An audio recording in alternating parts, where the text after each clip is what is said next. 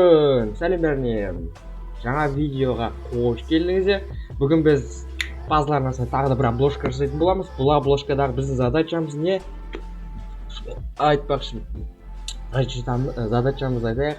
Бізде обложкада пирамида, яғни пирамида египеттік тәттілер жайлы болады. Қазір сіздерге көрсетейін концепт. Міне біздің негізгі контентіміз осы. Мына жердегі артқы фонда пирамидалар тұру керек, сосын саркофаг деген мүсін тұру керек, соның ішінен кәмпит шашылып жату керек, чипси кәмпит сосын.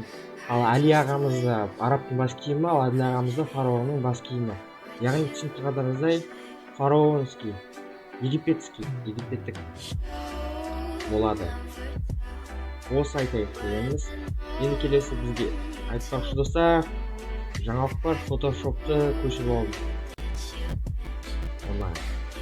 И ары қарай бүкілі қарапайым исходниктарды Google-дан іздейміз, кез келген жерден іздейміз. Google емес, мында Яндекс. Музыканы сәл қапатайық. New Project-ті басамыз. 1920 мүсіншені тауып аламыз. Бізге Яндекске кіру керек. Яндекске кіргеннен Spark Adobe-ға кіреміз.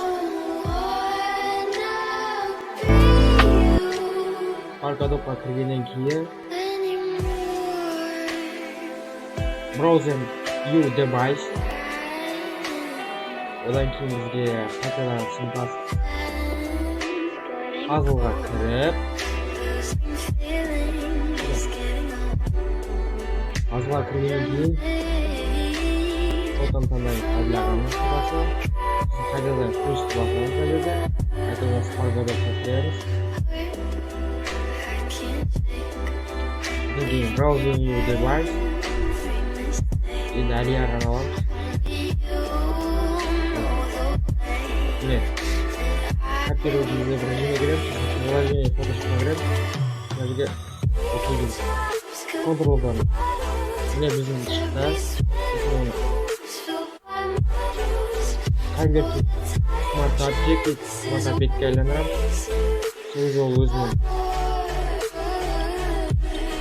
өзінің сапасын жоғалтпайды. Мына жерде тұрады шамамен. Енді Әли ағаны аламыз. Копировать изображение. Оң жағын басамыз. Мышканы. Копировать изображение дейміз. Фотошопқа қайта кіреміз. Сосын Ctrl-V дейміз.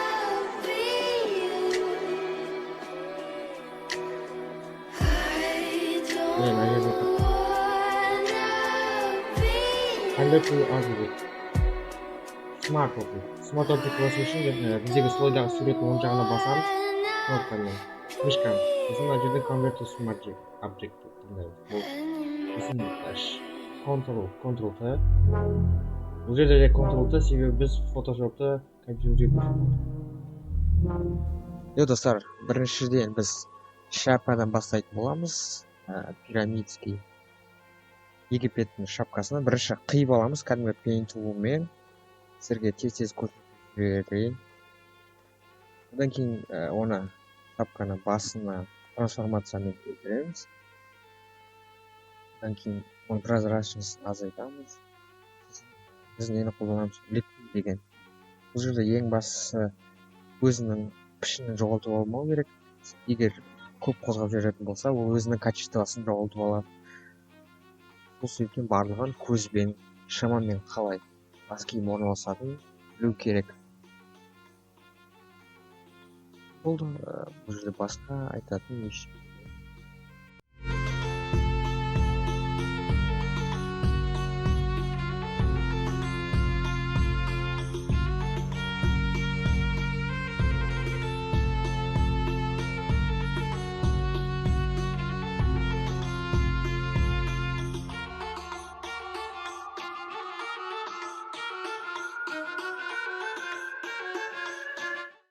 Бұның тағы да маңызды нәрсе бар. Шапканы жай ғана қойып қоймай, оның бізге көлеңкесін алу керек.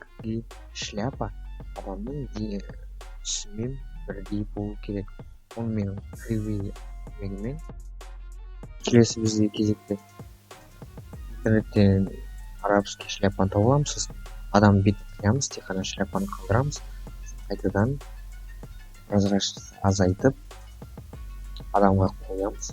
Мына жерде маскамен жасаймыз. Бағанағыдай беквай дегенді қолданамыз. Қалай деп орысшасын ұмытып қалдым. Көлеңке саламыз. Көлеңкеден біз қараны қолдамаймыз. Мына жердегі біздегі адамның көлеңкесін алып бояп шығамыз.